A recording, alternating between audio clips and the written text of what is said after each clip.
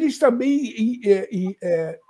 os outros crimes que foram alegadamente cometidos pela Folha, e são muitos crimes de violação de direitos de trabalhadores, da própria empresa, enfim, uma gama de coisas que eles estavam metidos, contratação de torturador, contratação de gente da repressão, de policial, o grupo estava infestado dessa gente, quantidade enorme de pessoas ligadas ao aparato repressivo que foram contratadas para trabalhar no grupo durante aquele período.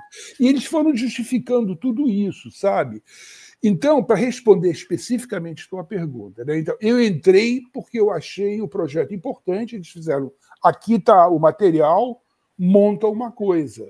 E é claro que a resposta não poderia ter sido outra, obviamente, né? Porque eu estou interessado, conforme eu comecei falando com vocês, isso mostra as relações de poder, né? Isso mostra de como funciona, por exemplo, a mídia relativa ao período da ditadura. É isso que a gente quer ver, né?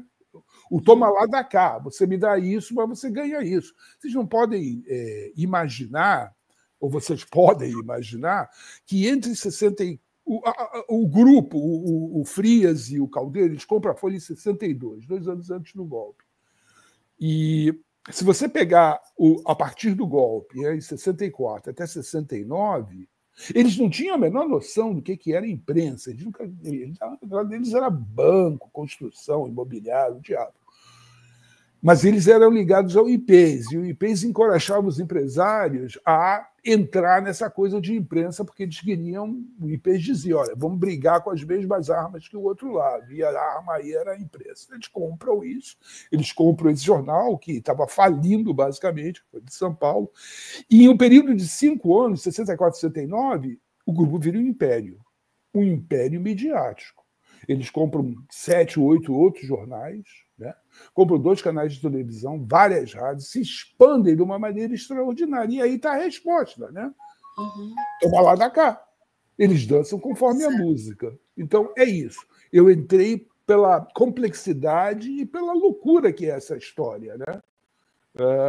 E porque demonstra como é que se dá exatamente essa relação de poder, que é a característica desse grupo, né, do trabalho que a gente faz. É entender o filme do PC Farias, o Morcego Negro, também é isso. Como é que se dá a relação de poder dentro desses grupos de elite que são basicamente donas do Brasil? Eu espero que eu tenha mais ou menos me explicado um pouco, né, a gênese, da onde que veio o nosso interesse por esse tipo de coisa. Não, sem dúvida, muito claro, Chaim. Agora, uma coisa muito interessante é que, como o Pedro lembrou também, em outras oportunidades já havia conversa, a Folha participou, fez isso, fez aquilo, e eles sempre rebatiam, não, né? A direção não sabia, não era bem assim, era coisa de um funcionário isolado, coisa do porteiro e tal.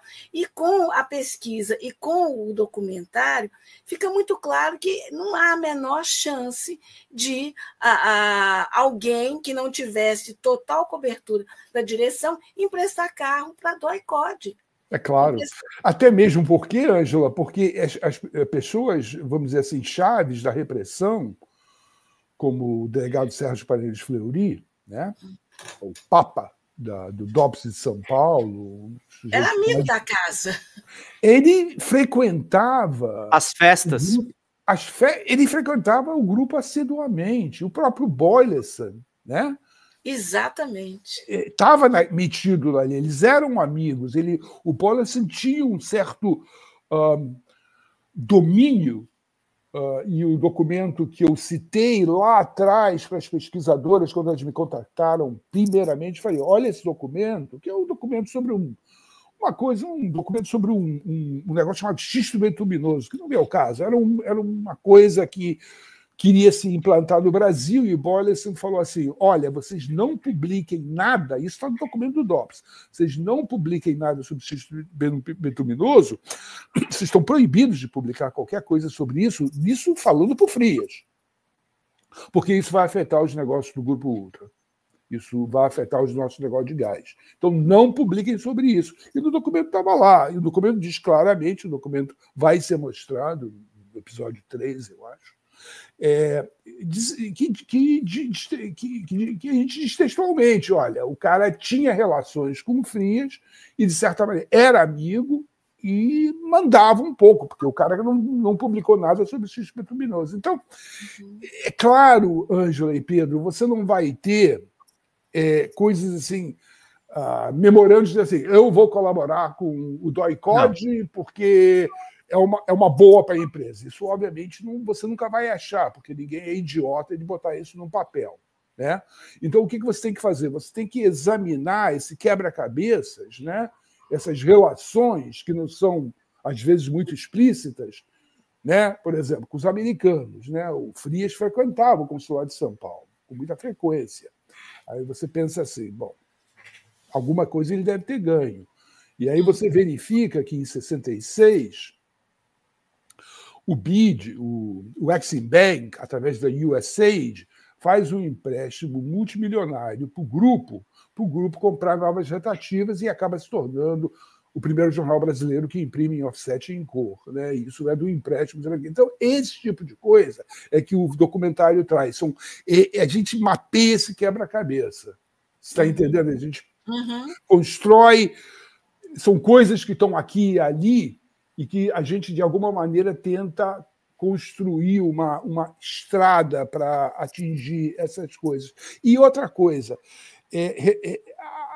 o dom do discurso sobre a defesa do Grupo Folha em relação a essas acusações sempre foi o Grupo Folha. Isto é, o discurso sempre foi do Grupo Folha. Você nunca ouviu o outro lado. Então, o que o documentário faz também é dar voz ao outro lado de uma maneira lógica. Não aquela coisa do disse-me-disse, da boca pequena, do fuxico, da fofoca, ouvir dizer. Não, a gente pega sistematicamente esses depoimentos e constrói uma história, né, que faz sentido. Exatamente esse quebra-cabeças que eu estou citando. Então, a série é essa. Eles me trouxeram... o grupo que fez a pesquisa me ofereceu esse material, que eram basicamente 48 entrevistas transcritas, documentação, alguns documentos dos quais eu conhecia, alguma iconografia e os jornais que eles investigaram, basicamente a Folha da Tarde e a Folha de São Paulo. Eles se focam nesses dois. E eles me deram isso, e eu nós complementamos esse material que nos foi oferecido com outros materiais que a gente pesquisou, das entrevistas que a gente fez, inclusive com as próprias pesquisadoras, e mais outras documentações outros documentos que eu corria atrás em arquivos internacionais, e a gente teve o maravilhoso apoio da Cinemateca Brasileira, que cedeu o material para a gente de contextualização do período. Então, a gente precisava mostrar o que estava mais ou menos acontecendo. Um documentário não é uma aula de história, né? A Ângela sabe disso. O documentário tem que andar, é uma narrativa diferente de uma aula e diferente de um livro. Né? Ele tem que andar, ele tem que envolver o telespectador, tem que fisgar o telespectador, porque o telespectador não perder o interesse. Então, a gente fez isso de uma maneira dinâmica, a gente pensou na audiência, quem ia olhar isso, para quem ia ser isso. A gente fez de uma maneira assim, meio contemporânea, moderna, rápida. E é isso. E o resultado é esse que vocês vão ver aí. Pois é, mas é muito interessante, porque você tocou em vários aspectos que eu acho assim, que a gente pode aprofundar um pouquinho.